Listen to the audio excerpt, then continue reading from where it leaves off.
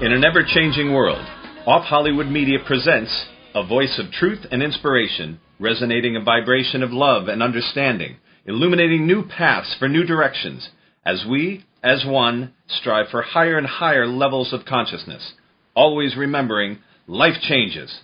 And now, your host, our MC, our master of change, Filippo Voltaggio. Well, ciao everyone. Here we are, another edition of Life Changes, and I'm so excited to be hosting this show today because we're talking about a lot of great things. One of them is love and healing. And this is such an important topic. We have a doctor with us today who's a board-certified doctor, Dr. David Simon, who is going to talk to us about healing and about love and the mind-body connection, which is not necessarily talked about by many doctors and definitely not within the hospital system and the normal traditional medical system. So this is really exciting because technically this could be breakthrough material that has actually been around for a while, and thanks to Dr. Simon, it's getting more and more out there, and we'll talk about it so we can have some breakthroughs in our own lives and change some of the patterns and create more healing in our bodies, in our lives through love. So I'm looking forward to that. And it's interesting because the talk today that I was going to share at the beginning of the show is a little bit about love, maybe even more about connecting, not just connecting with oneself, but connecting with other people. And it's interesting to me that in my lifetime, in my short lifetime, how communication has changed so much. I remember within my lifetime, my parents saying to us, children, they were going to go talk to their friend. They were going to go talk to them. So in those days, it either meant walking to their house or driving to their house. My parents didn't have a car. I'm not that old. Taking the horse and buggy to their house. No, when they finally got a car, they used to drive to their friend's house, or their friends and business associates or what have you, colleagues, used to drive over, come over to have a talk. And that's how communication was had.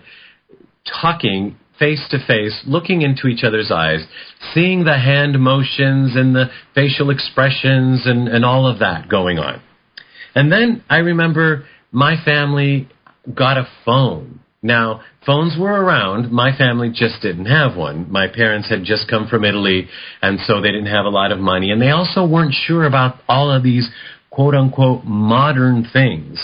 So they got a phone, and my mom thought that was the strangest thing, and she didn't want one. But my father convinced her that if he were at work and something happened to the kids, she could get a hold of him very quickly. So she thought, okay, we could use it for that. But I'm not going to talk to my friends on a phone that's so impersonal. There's no connection there. You see what I'm getting at? And at the same time, within this period, people, including myself as a child, used to write letters, and we used to write them by hand. So our connection of using an actual tool and our hands connecting to our minds and actually putting something down and using our own calligraphy and all of that, there's so much going on when you're writing a letter. So these long letters used to be written, and people used to talk in person, and then with a phone, we start talking over the phone, and we have to assume somebody is making some kind of an expression or laughing we could usually hear, but sometimes if somebody were crying, they might not be so loud about it, and you'd say, are you still there? And you have to guess what's going on the other side of the phone during a phone conversation. Well, it's interesting. We went from that to then we finally got an answering machine. And boy, did people fight answering machines. What are you going to say on a machine? You want to talk to the person. You want to talk to them on the phone, not leave them a message. So people started awkwardly leaving messages, or it's me calling, and before long we started being able to do business. Like within a short 3-minute message, we could get some sort of business done, like I'm going to be over your house so we could talk kind of thing, or call me later so we could talk. But little by little, those messages actually became the talking. Oh, I called my friend today and told her blah, blah, blah. That was the talking. It was completed. And the other person on the other line had to assume what expressions were used, if any, what was really meant, and read between the lines, so to speak. So all of that to say, then we got typing of the emails. And these emails, these letters that used to be formal and that used to be precise, and we used to write them by hand, and if they weren't correct, we'd start over. Now all of a sudden we type them out, we send them out whether they have mistakes or not, and this has become our talking. Our communication is these emails. Very little business was being done up recently without emails anymore at taking over the actual engagement of the business. Send me an email on that. No, I don't want to hear you tell me. Write it down in an email. So there's no expression. There's no hand movements. There's no emotion except what's written on the page, and we either have to interpret what's there or not. Maybe we don't care. Maybe we really don't care, because from the emails that got shorter and shorter, and email that could be sent to everybody on your list, and some we don't even read anymore. Oh, Mary wrote me today. I don't even know what she read. It was just one of those blanket things, but I heard from her. Here is something that's being sent to all her friends that's some chain email, but I heard from Mary today. And now we're texting each other and we're tweeting each other in short messages that are written, that are sometimes even misspelled, because some of us have spell check on our iPhones or whatever it may be, and the spelling gets fixed and gets sent when that wasn't the word we were actually wanting to write, and now we have to leave it up to the person on the other end to interpret what we really meant by this incorrect spelling on this short email. And it's interesting. One of two things is either happening. Either we've completely lost communication with each other, or we're actually gaining an ability to communicate with each other on another level.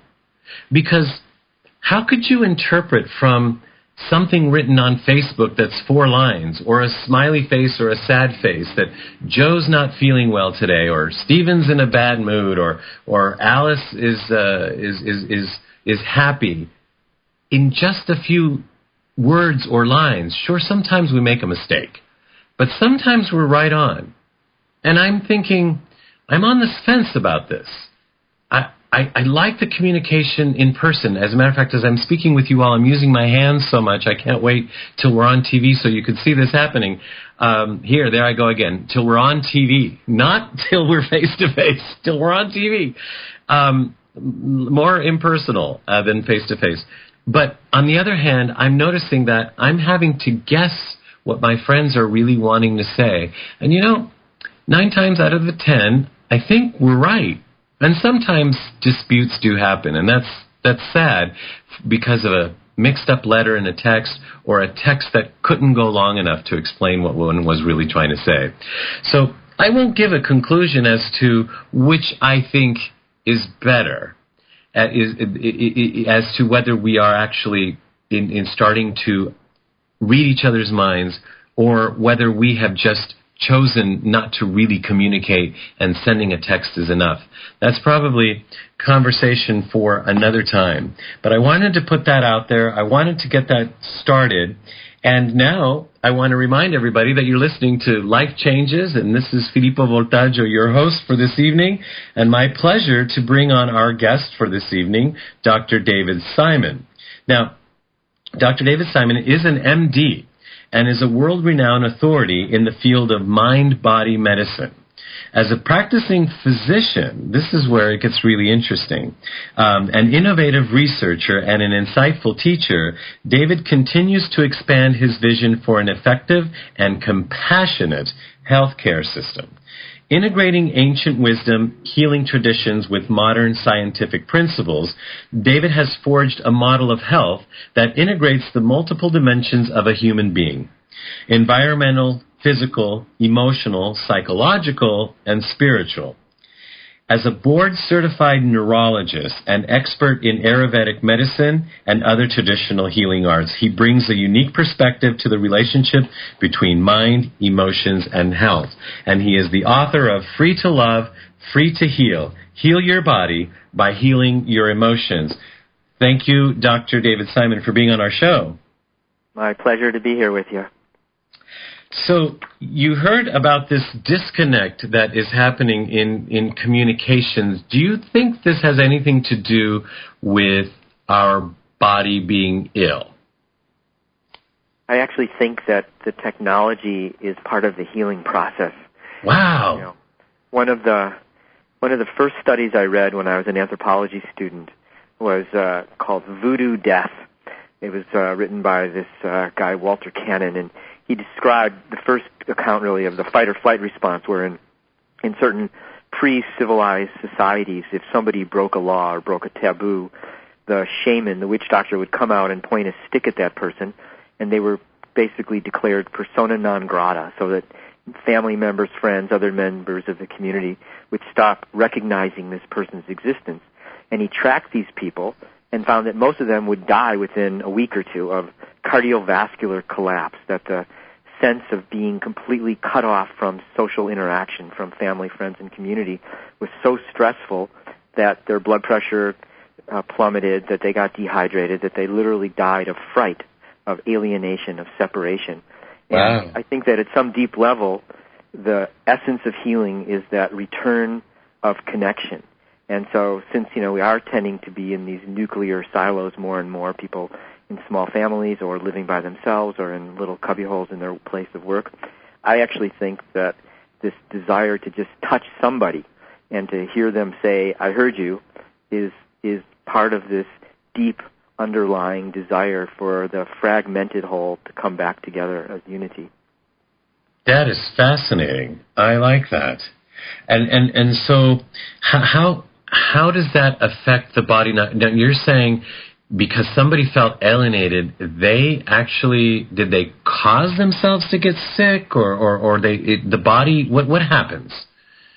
One of my friends, Diane Connolly, once wrote a book called "All Sickness is Homesickness," and I think there's tremendous, profound truth in it. In fact, I actually think my earliest experience in mind-body medicine happened when I was about 10 years old and was sent away to a summer camp for a few weeks, and I absolutely hated it. I missed my family. I didn't like the fact that I had to get up at 6 o'clock in the morning. So after being there for a few nights, I actually made the decision that the next day I was going to fake a stomach ache so that my parents would have to pick me up. And when I woke up the next morning, to my astonishment, but in some ways to my satisfaction, I had 103 temperature, I had severe tonsillitis, and my parents had to come and pick me up. And I was thinking to myself, this is so cool. I actually was able to make myself sick, which stimulated the activity that would bring me back home. And so on a lot of levels, it's my experience. I've been practicing medicine for almost 4 decades now. It's my experience that underlying almost every symptom, not every, but almost every symptom, be it a primarily psychological problem like insomnia or anxiety or depression, or a more physical problem ranging from things like irritable bowel syndrome or chronic headaches or even cancer, that there's almost always a story that underlies that symptom. And that story is almost always a love story. And that love story is almost always a sad love story, a story about alienation, separation, grief, loss, betrayal, disappointment. And so it's my experience that if we can provide the safety for a person to begin to identify and reveal that story, this is the first step of true and authentic healing. See, now, David, now you're reading my mind, because I was thinking, that great story you told us at the beginning about the shaman shaking a stick at somebody and saying that person is to be an outcast. It happens every day to us and to those we love in the form of, for example, divorce, because when someone gets divorced, sometimes they lose all their friends that are associated with that marriage, and all of a sudden they feel alienated. Or when a loved one dies, especially if it's a parent and someone they relied on, or when somebody loses a job, and all their friends and the people they used to spend 14 hours a day with sometimes, now they're alienated from all of that. Does that cause sickness? Absolutely. In fact, there was a study published in one of the medical journals a couple of years ago where they tracked 100 people admitted to the hospital and just asked the question, how many of these conditions could be traced back to some type of mind, body, emotional challenge? And it turned out to be a phenomenally high number, like over 80% if you looked at it in a very broad way. So I remember one of the case histories that they reported, which was interesting, of an elderly woman who came in with a hip fracture. So normally we wouldn't think that a hip fracture is a mind-body problem, but in this particular lady's case, the story was that about 3 months ago, her husband of 45, 50 years had passed away, and for the first time in decades, she was sleeping by herself, and she couldn't sleep. So in addition to the sleeping medication that her family doctor gave her, she was getting into the habit of drinking a few glasses of sherry every night, and one of these nights she got up to go to the bathroom, tripped over the rug, fell and broke her hip. So if we just pin her hip, but don't really address that sense of alienation from her community, if we don't bring social support in and try to figure out how we could re-engage this lady, we're treating the symptom, but we're not really looking at the underlying cause. And I think this is really one of the major lacks of our current medical system, is that we're not thinking ecologically. And if we start to realize that human beings are multidimensional, that we have not just molecules that form bodies, but we have minds, and we have hearts, and we have souls, and we have relationships, that if we really looked at it the way that healers have looked at it for millennia, then we can really affect healing and probably solve a lot of the major problems that our healthcare system is facing these days. It just seems so backwards, what's being described here with what we've learned within the medical field of how we need to treat the problems that are going on in our bodies. Something happens, we go to the doctor, and you're saying all they're really fixing is the symptom, they're not fixing the problem, and this is what we've been doing for all this time.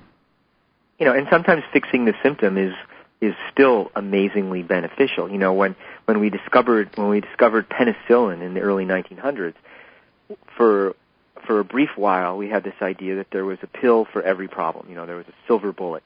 And so most of scientific research over the last 100 years has really been about trying to find these targeted therapies. And of course, if they work, all of us would embrace them. The problem is that most of the time the medicines that we employ may temporarily relieve a symptom, but really don't go to the underlying cause. In one of the ancient healing systems known as Ayurveda, comes from India. It's about 5,000 years old. There's actually a chapter in one of the textbooks on the definition of a quack. And according to this ancient healing system, a quack is a doctor who treats the symptoms of a disease without looking to the origins of an illness. Wow. So in a lot of ways, when we see someone with heartburn and we give them a proton pump inhibitor, or we see someone with high blood pressure and we give them an angiotensin converting enzyme inhibitor, or we see someone with depression and we give them a selective serotonin reuptake inhibitor, we may temporarily influence the symptom, but it's not part of the usual training of medical doctors to say, what's causing the heartburn, what's causing the insomnia, what's causing the depression. And it's my experience that we're really not serving our patients and our community if we don't ask these questions and don't see if we can affect a deeper level of healing and balance. What I'm getting from you, David, is that there is a really, you have a beautiful way of describing this, and you're not pointing fingers. Instead, what I'm feeling is that you feel that there is a way to have harmony within the two ways of healing. And what I'm getting is that perhaps somebody has some kind of an issue, like let's say a major headache and they can't think, that you might be able to give them something to relieve the headache in the moment, and then you can more easily address what the problem is, as opposed to just relieving the headache and then sending them on their way as if they were cured. Right. So, we just heard an ambulance go by, so presumably exactly. at that point someone is being injured or having a heart attack, and that's not the time to talk about, are you getting along in your marriage or do you really like your job? It's the time to, provide the most effective medical intervention that's going to keep this person breathing and their heart beating. But then you can step back and say, what's leading to these conditions? And we know more than ever how important lifestyle, emotions, perspective, point of view, past experiences are on our health. There was just a really interesting study published in one of the major medical journals known as Psychosomatics, and they looked at people who were admitted to hospital with an autoimmune disease.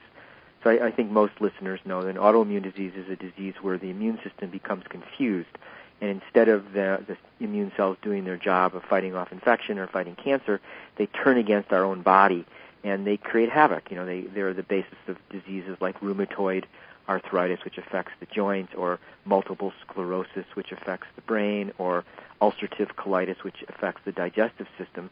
And these are common conditions. Well, in this study, they looked at 500 people who were admitted to the hospital with one of these conditions, and they compared them to about 5,000 people who did not, and they looked at what were their childhoods like. And in this study, they identified what they called 7 adverse childhood experiences. So the 7 were being subjected to emotional abuse as a child, being subjected to physical abuse as a child, being subjected to sexual abuse as a child, having a lot of violence in the household between your caregivers, having someone in the household with a drug addiction or alcoholism, having someone in the household with mental illness, and the 7th was going through a very tumultuous divorce, being the child where your parents went through a really conflict-laden divorce. And what they found in this study is that for every one of these adverse childhood experiences, which of course at least one of them affects a high percentage of the population, you had a 20% increased risk of developing an autoimmune disease decades later in adulthood, that this residue of these toxic emotional experiences really stay with us and ultimately become cellular and can influence our health or our illness. And so, it's another piece of evidence that our thoughts and our feelings directly translate into our physiology, and that if we can help people heal their thoughts and their feelings, we can avoid many of the conditions that really plague our society. This is from heart disease to cancer, from chronic fatigue to obesity. All of these conditions have an emotional component. Sometimes the emotional component is primary, sometimes it's secondary, but there's almost always some role for helping people heal and transform their emotions and really create more love in their life. Doctor, I want to get into that a little bit more, but before we do, you reminded me of something about childhood that I noted that being around many young ladies growing up, I remember how the young ladies with straight hair used to complain that they had straight hair, and they would curl it or perm it and ruin their hair in so doing sometimes. And the ones with curly hair used to complain because their hair was curly, and they would straighten it and iron it and ruin their hair in the process, and have all that frustration. And going through your book, I found the physical characteristics of what's wrong with us. And you had I'm too fat, I'm too thin, I'm too short, I'm too tall, I'm too dark, I'm too pale, my hair is too curly, my hair is too kinky, my hair is too too straight, whatever, right? Childhood is not that idyllic time that we like to remember. Childhood is extraordinarily competitive. Most kids never quite get enough attention or love. And so in order to make an individual feel better, they find something about the other person that to something that's a little different than the normal, and then they focus on it and create insecurity. So, for most of us, we didn't have that idyllic childhood. We weren't raised by enlightened parents. And those sibling rivalries and those school challenges, can leave their mark unless there's a healthy family dynamic that really helps us process it and clear it and maintain that healthy self-esteem.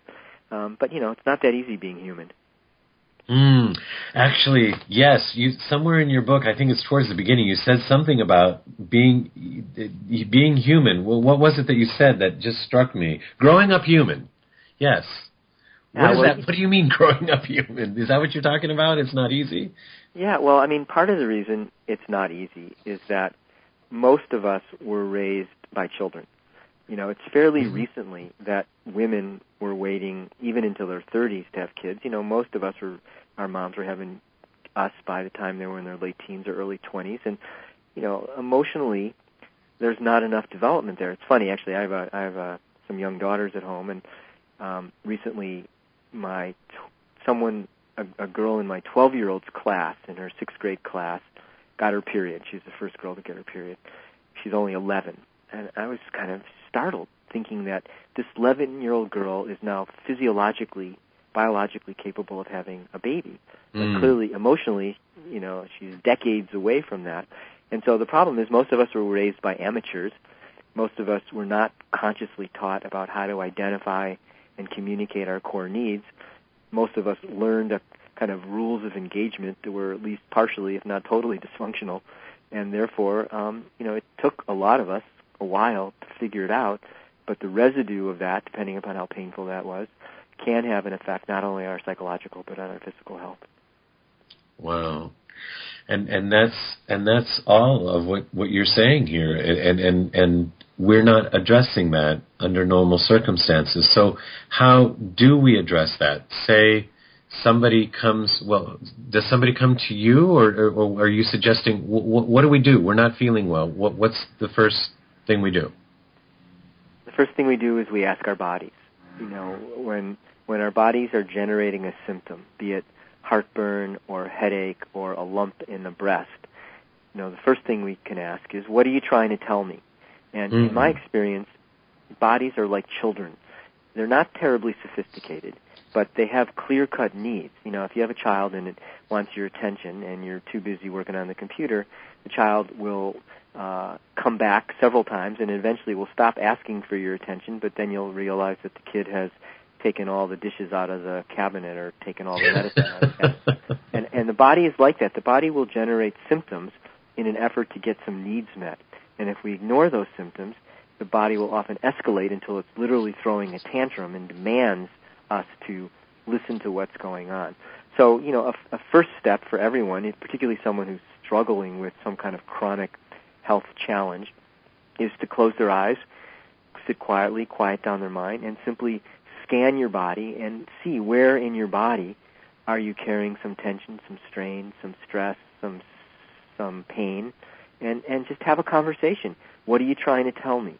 And my experience is that if you create the context by quieting down the mind and really paying the attention, more often than not, your body has some powerful information for you about your life. You're taking on too much, you're holding yourself back from something, there's a relationship that's not really nurturing you, you're not in a job that you like, you're substituting healthy, nourishing interactions with, you know, alcohol or drugs or something else. And the first step is really to just listen and hear the message. And then the next step is to start asking, you know, what can I do to more directly meet those needs rather than using what most people use, which are kind of distracted, secondary, less effective ways to get those needs met. And, you know, if there's a long history of unmet needs, then often people carry that emotional toxicity with them. And then, you know, the book that I wrote, the most recent book, Free to Love, is really, in a sense, an emotional detoxification process.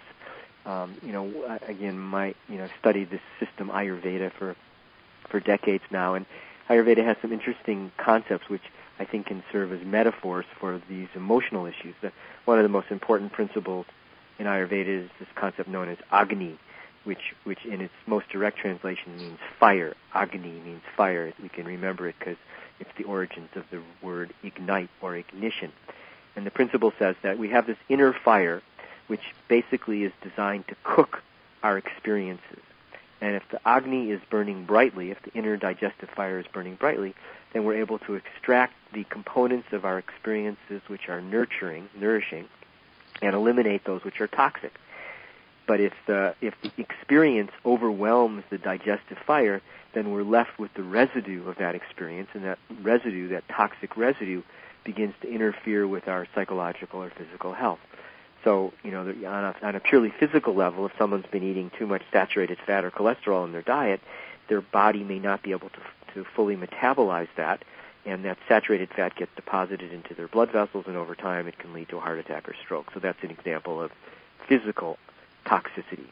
On a financial level, what we're seeing in our whole world right now is what we could call financial toxicity, which is basically people bought off more materialism than they could digest by taking out too much debt on their credit cards or buying houses that their mortgages were too big. And so that undigested residue of all this material consumption, has basically stagnated the economy. We even talk about them as toxic assets. But in my experience as a physician, the most important toxicity is emotional toxicity, that experiences that overwhelmed our digestive capacity, either as a child or as an adult, where we were disappointed or abused or neglected or didn't get our needs met. And people carry this with them, and in their hearts it begins to interfere with their ability to be open and present and enthusiastic and loving.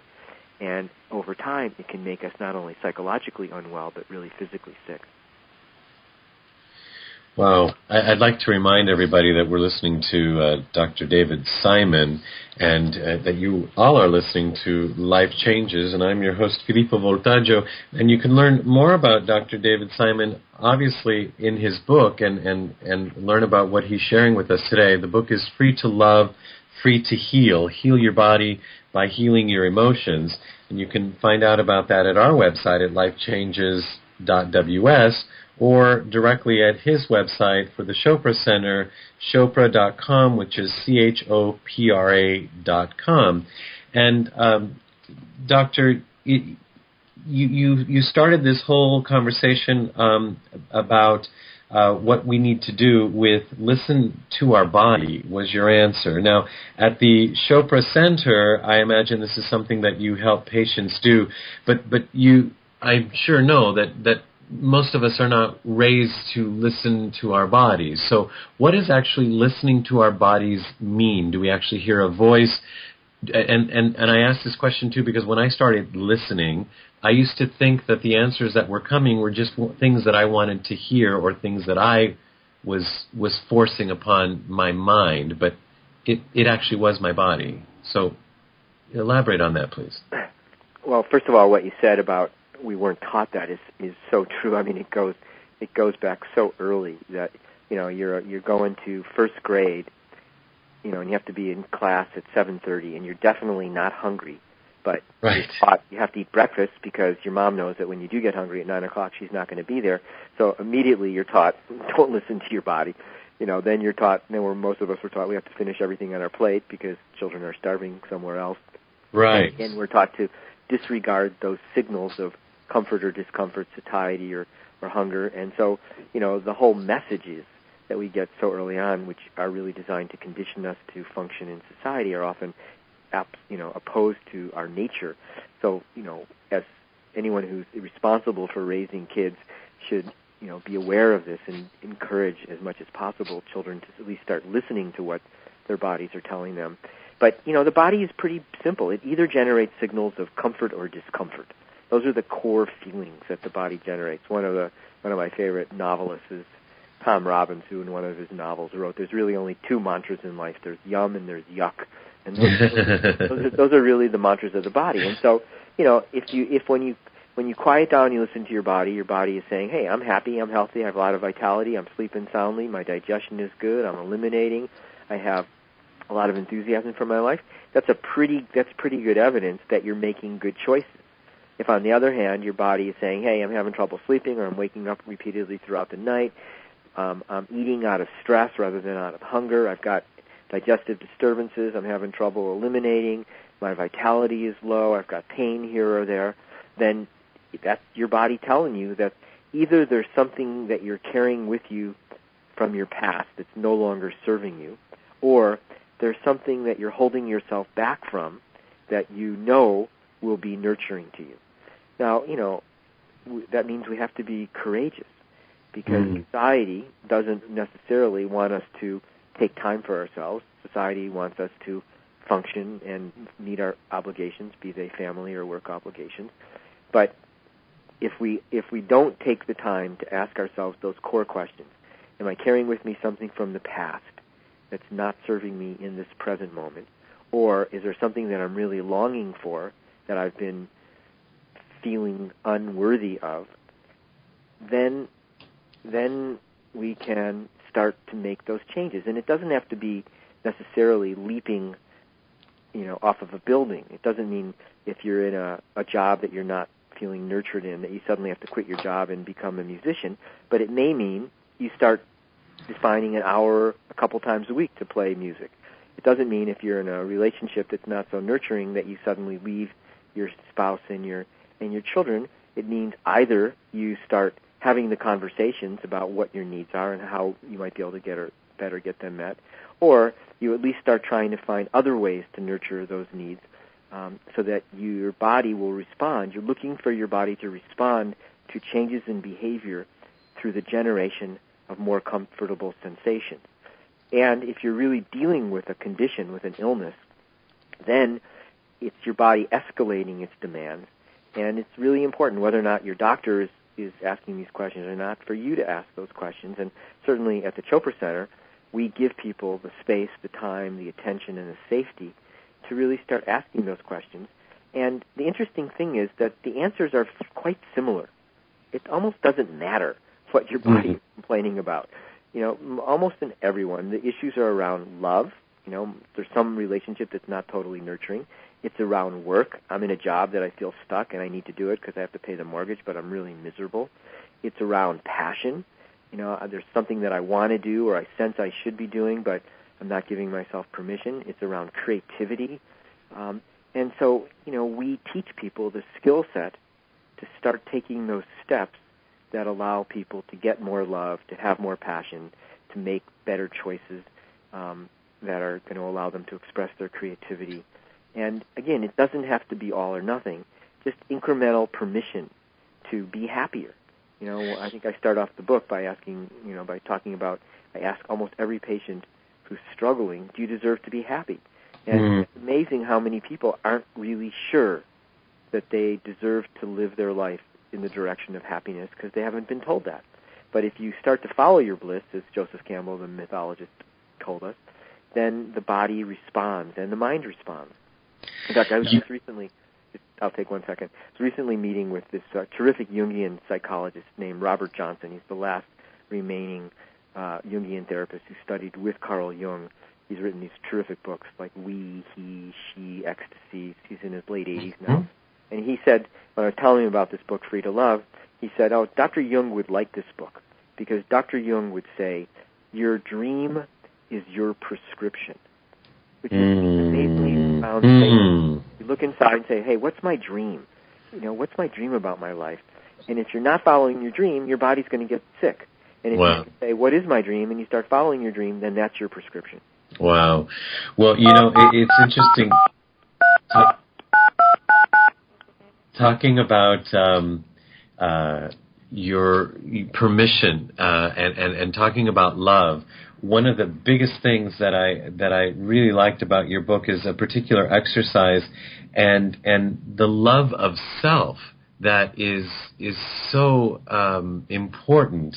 And in the book, it talks a little bit about how we sometimes think that we're not worthy because we have certain traits, when what you're really trying to say to us in the book is that we are worthy no matter what, and that's where we start. And in this particular exercise, that you stand with a mirror, with a partner, and you say to the partner what trait it is. And in this case, the example you give is, I am a slob. And your partner mirrors back, you can be a slob. And then you repeat, I can be a slob. And the partner mirrors back, you can be a slob. And this is a big and I love you anyway. Because all of us are the coexistence of opposite values. This is how we formulate our personality. We're taught really early on there are certain characteristics or traits or qualities that are considered desirable, and those are the qualities that we put into our ego. And then there are those qualities or traits or characteristics that we're taught are undesirable, and those are the characteristics that we put into our shadow. They don't go away, they're just hidden from the world. But every one of us can be a slob, right? We may never allow ourselves to be a slob, but every one of us could be a slob. Every one of us could be both courageous and cowardly. Every one of us can be generous and stingy. And the more that we can embrace our duality, we can embrace our light side and our dark side, our ego self and our shadow self, it doesn't make us weak, it makes us whole. And when we're willing to embrace that each of us has both, quote, positive and negative qualities, it makes us much less judgmental when we see those qualities being expressed in other people. And there's so much stress. I mean, every day in the news, why did Tiger do what Tiger did? Because he was struggling so hard to be that perfect person, that all that other aspect of his deep natural self was being suppressed until it tended to break out in ways that ultimately caused harm to him and to others.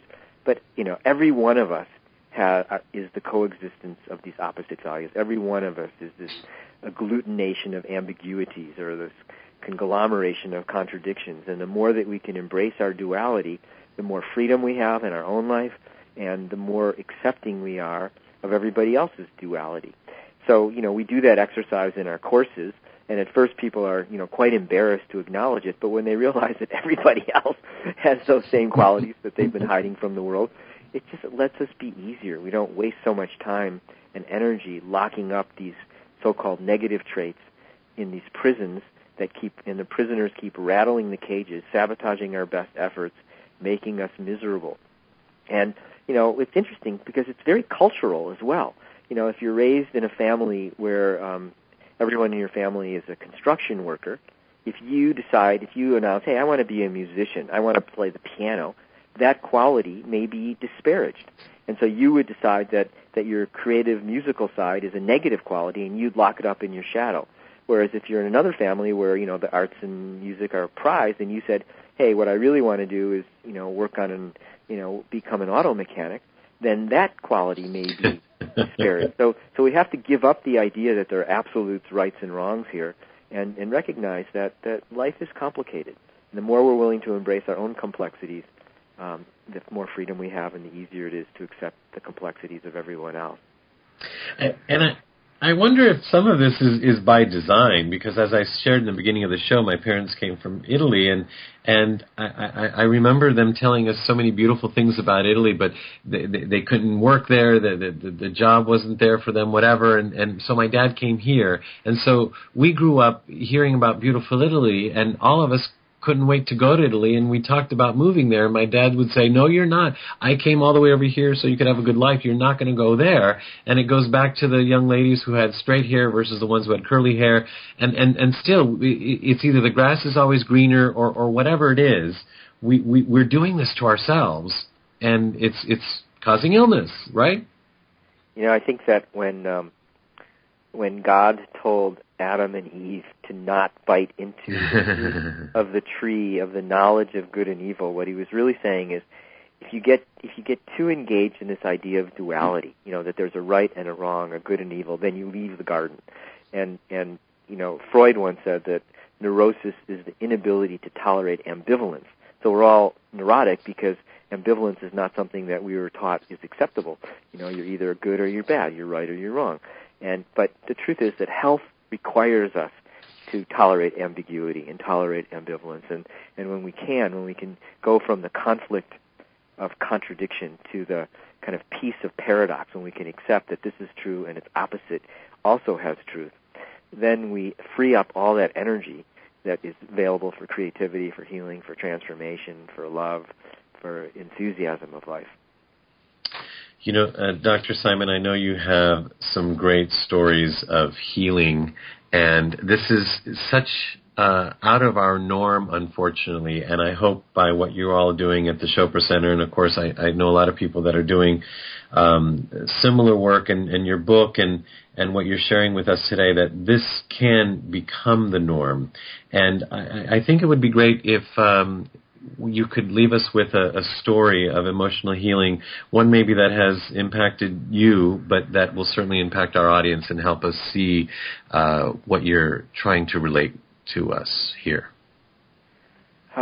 So I'll tell you a story that's uncomfortable to hear, but there's a good outcome. I saw a lady actually a couple months ago who had been chronically ill. She was in her 50s when I saw her, chronically ill with all sorts of what Western medicine called psychosomatic disorders, things like chronic fatigue syndrome and fibromyalgia, and just not a happy lady. And then when she finally got a breast cancer, she decided that she had to deal with some of these deeper unresolved issues.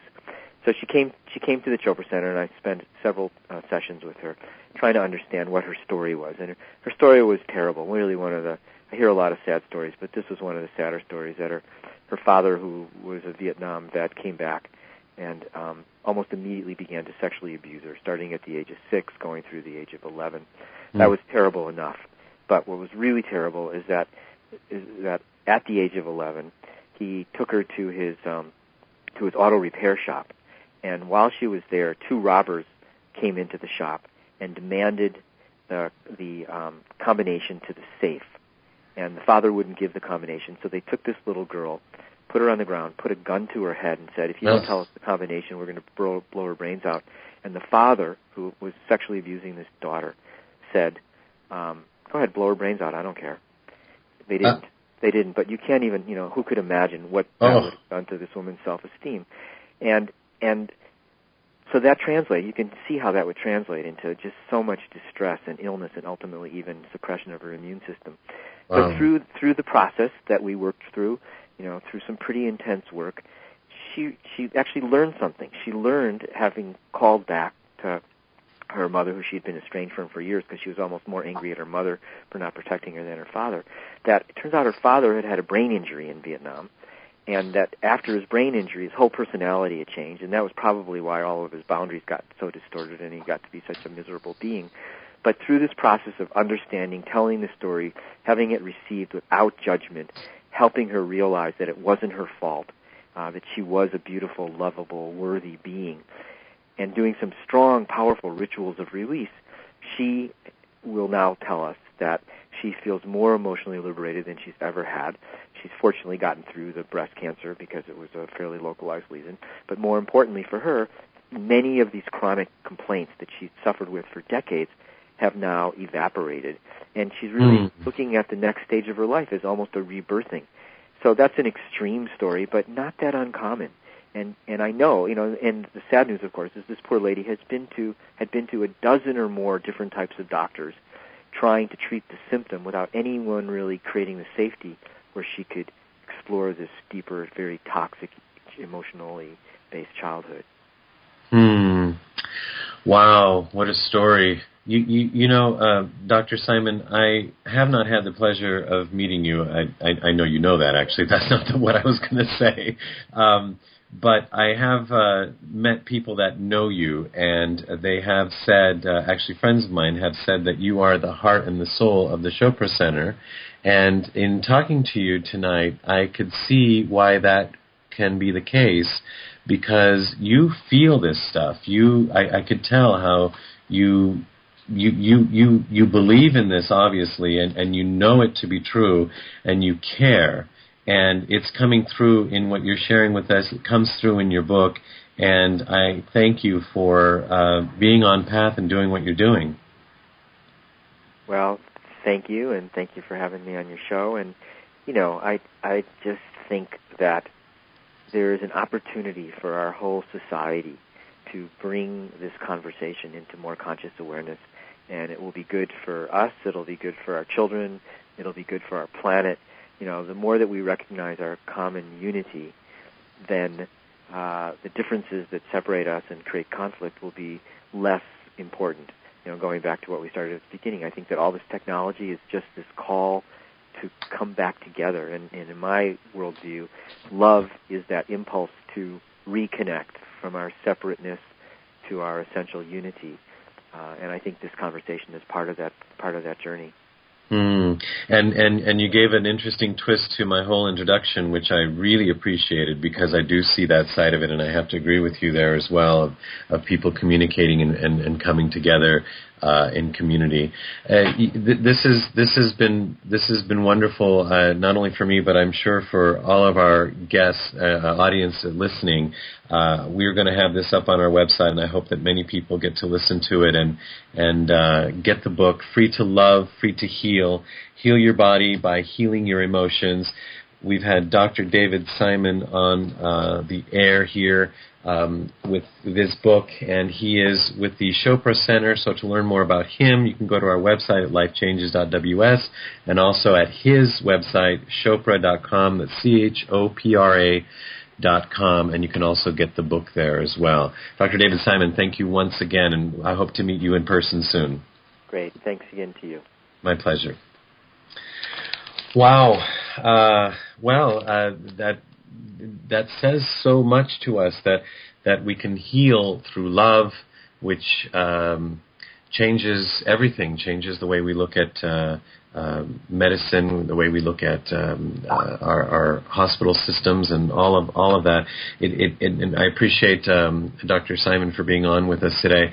And something that changes how we think every week here is the State of the Universe address, and we have that brought to you by Dorothy Lee. Hi. I love the show. I love the book. I hope you will all do yourself a favor and get it. It's really great. I'm very excited about the words I'm sharing with you tonight. There's an incredible video on YouTube that is circulating with quotes from the December 2009 issue of the Sedona Journal. And I'm sharing some of these quotes and thoughts with you because they're so awesome. These quotes come from higher dimensional beings, and they contain some predictions for what 2010 will bring to us. And there's great wisdom and advice for us that will help us grow. These are some really great thoughts from higher vibrational beings, and I encourage each of you to ponder on them for a while. First, we would suggest pausing for a moment and recognizing that the great unknown is your paradise. We are only giving you the potential of what you are most inclined to do. We are not giving you some magic futures created by energies that are not yours. The concept of free choice creates a constant and continuously changing track in front of you. In 2010, anything that you desire strongly will manifest before your eyes. There will be a number of people who will increasingly be aware of a longing within themselves for more. Souls will be stirring that have not been awake for many, many lifetimes. In the year 2010, it will be harder to hide truth. Transparency will become the watchword of the times. This coming year is a time to shed the perception of trouble and strife and exchange that vision for one of transformation, growth, sharing, and envisioning the new reality you are striving for. The world is full, fat, and overripe with juicy secrets now.